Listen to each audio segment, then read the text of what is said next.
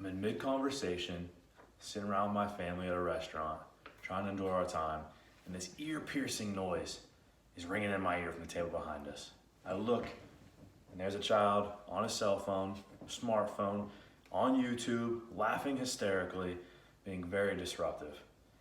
Then I look to my right, there's a table over here, a family just like mine, everybody's on their phones, no one's talking, no one's communicating.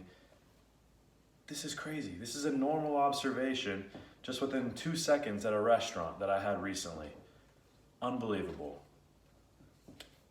Smartphone use at a very young age is damaging to developing brains.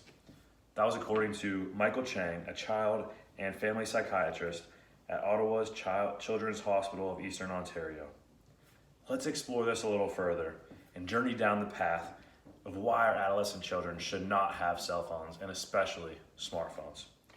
But first, I want to address any parents that have children, adolescent children, who do have cell phones or who do have smartphones because of safety reasons or safety concerns or certain specific scenarios. I get it. I'm not here to tell you that you're wrong.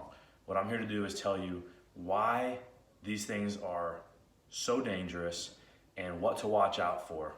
They can be good in certain instances, but overall, they are damaging our children's minds. Today I'm going to talk about negative physical effects of cell phones on adolescent children, addiction to phones and the results, and then socialization issues that come along with the use of smartphones and cell phones. So first, let's talk about the negative physical effects.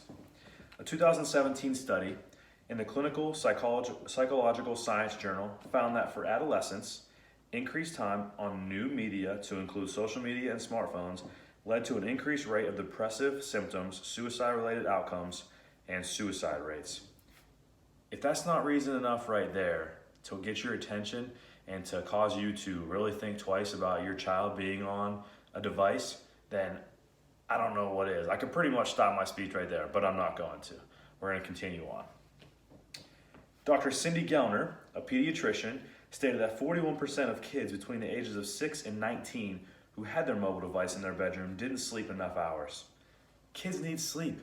This is when their bodies are developing, they're growing, their minds are growing, their bodies are growing, both. I mean, they're in school, they've got testing. These are imperative times in their life where they need to get rest. More sleep equals a healthier and happier child.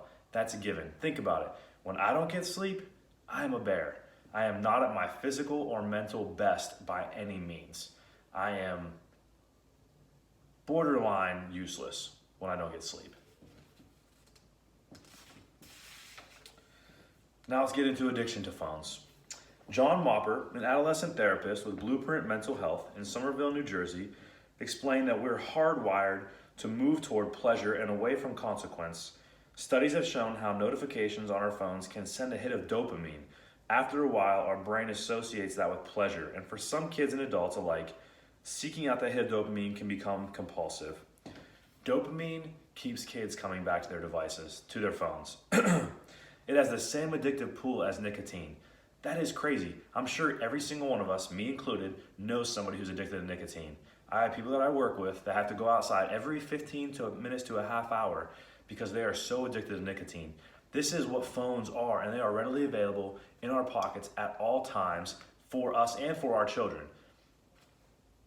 Let's think about this for 1 second. Why would a kid want to go outside and play, want to be active, want to participate in face-to-face contact when they can get that hit of dopamine from their screen, from their phone? It's crazy, but that's the fact. That's the truth. And kids are not getting exercise. Kids are not going outside because they have it at their hands, and that need is being met, and whenever they want. Another topic along with that is that when they're in school, they've got their phone in their pocket. That thing vibrates. Now the whole time during that class, they're not going to be able to focus because they're thinking about who's liking that, who is sending me a Snapchat, who is liking my pictures on Instagram, who is texting me, who is whatever. That is what is going on. Kids cannot focus in school. Kids are not getting good grades. Kids are not able to learn as well as they would if they didn't have this distraction readily available in their pockets.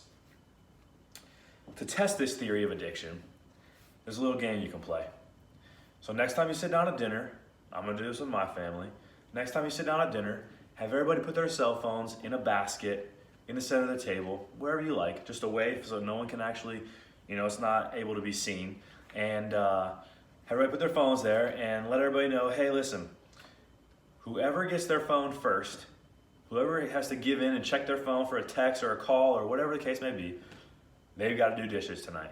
So one, you can tell who can't be away from their phones, and two, you got someone doing the dishes for free.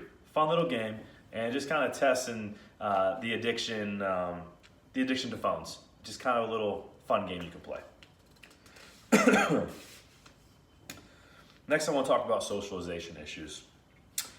Michael Chang, a child and family psychiatrist at Ottawa's Children's Hospital of Eastern Ontario, said kids should be interacting face to face, looking into the eyes of another human being so that they can learn to develop empathy and read facial expressions. What makes another child happy or sad? Let's be honest, this is lost in today's society. How many people look at you in the eye when you're talking to them? I'm in the military.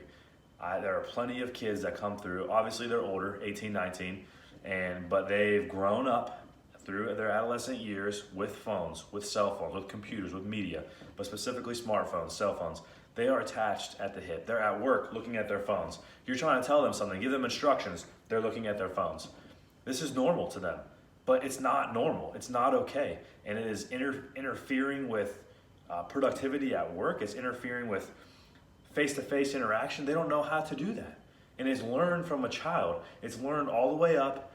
And if we watch this as younger kids and we learn to instill face-to-face interaction and eye contact when you're speaking as a child, that becomes a lot easier to do when you get older.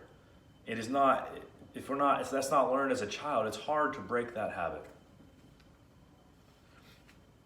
In multiple articles, I read that adolescents that have smartphones are way more prone to be depressed.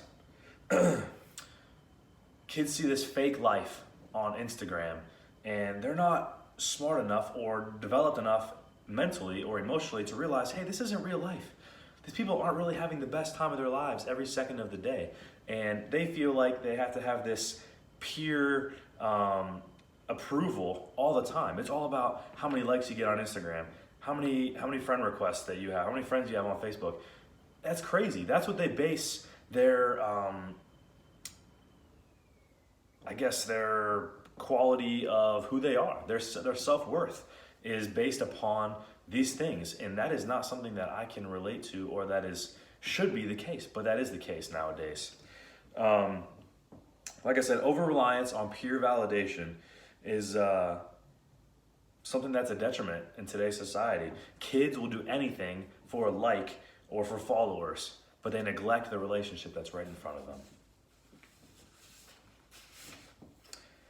In conclusion, we've talked about physical effects of cell phones, we've talked about the specifics of cell phone addiction, and we've also talked about socialization issues. Bottom line is, adolescent children should not have smartphones or even cell phones for that matter.